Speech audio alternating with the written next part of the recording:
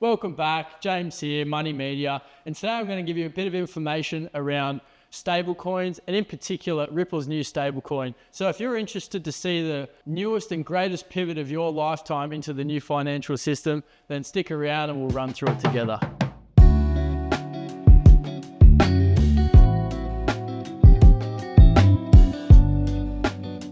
So if you don't know and you haven't been keeping up with crypto recently, Ripple, the company that owns XRP, the token, has just released a new stable coin called RLUSD or Ripple coin. If you're unfamiliar with what a stable coin is, don't worry. I'm going to run you through it really quickly and give you a really brief explanation of what a stable coin is. Now, it's not too complex and it's not an investment vehicle per se. A stablecoin is a digital token that is pegged 1-for-1 to the value of a current fiat currency. So think of the US dollar as a great example. A stablecoin would mimic the same value as that American dollar. So if you've got one stablecoin, it would equal one American dollar. Now, if you have a brief understanding about international currency conversions, you would know that the American dollar and all other fiat currencies are constantly fluctuating in value, minute by minute. So what a stablecoin does is it fluctuates in tandem with the fiat currency that it's pegged to, in this case, the American dollar. So if the American dollar goes up in a day by 10%, which it would never, that's massive.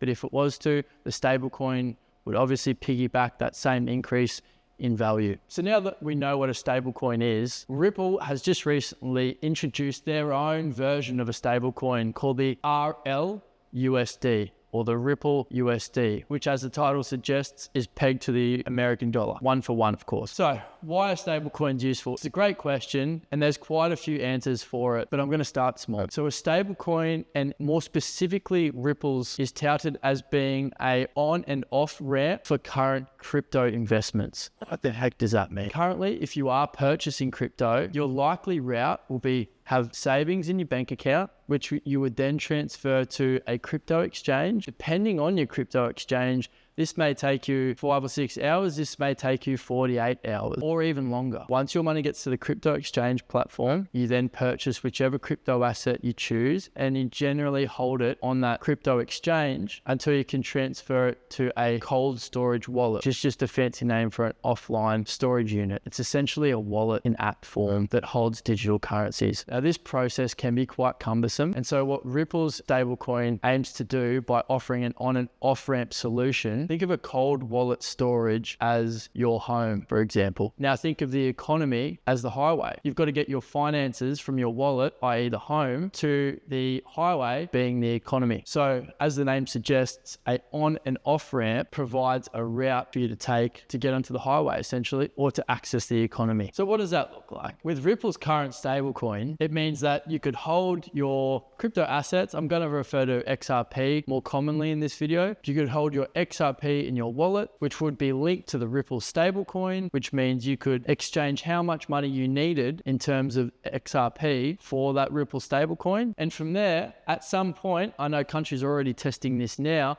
you'll be actually able to withdraw money out of an ATM via that stablecoin. This is faster. Faster means cheaper, and it reduces barriers for exchange around the global economy. If you're just somebody who does the groceries once a week, does a little bit of shopping and things like that, this probably doesn't mean too much. But if you're a big business, then it can have huge ramifications for you across the lifetime of you using this service. At a broader scale, and something that you may have overlooked, is that this does bypass the traditional banking system. This is massive. This is a huge pivot in the current banking system, one that we may not have seen for hundreds of years and may not see again for another few. This is really important. Now, why is sidestepping the current banking system so important? Well, look, I'm not a fan or a critic of the current financial system, but I would like to point out one main thing that comes to my mind when I see us pivoting around the current financial system, and that is bailout. If you're unaware of what a bailout is, I'll run through it really quickly and really simply for you.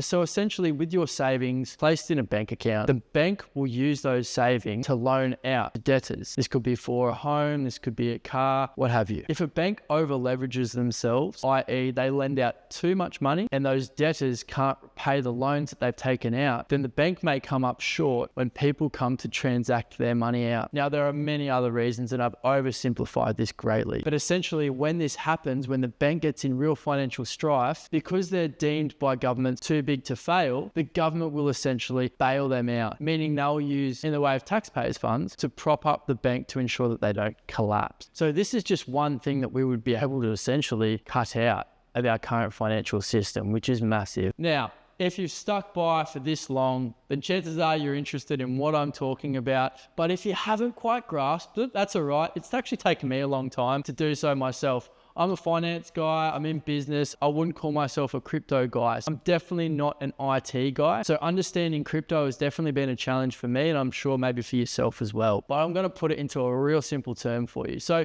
the way I view this, and it helps me get my head around it, is picture crypto as a car trailer. Sounds silly, stay with me. Crypto is a car trailer. It could be the biggest, best trailer that you've ever seen, but without something to tow it, it's absolutely useless. So currently we have the bank. The bank tows our trailer. So we've got our crypto maybe doing well, especially in recent times in value, but we still need the bank to cart around our crypto, i.e. to be able to swap it for fiat money, to be able to do our daily transactions, etc. Now, I don't have to tell you that the current vehicle we've got, it's a little bit slow, it's a little bit expensive, and look, just my opinion, but the mechanics fees are outrageous, and by that I mean the CEOs. What Ripple USD have done with this new stablecoin is delivered us a new car to tow our trailer. It's faster, it's cheaper, and it's much better designed for the roads that we're driving on currently. By roads, I mean the global economy. I hope that sums up a little bit better what I'm talking about. But if you do have any questions, please drop them in the comments. I'll be happy to read them and answer. I'll see you in the next video. Thank you.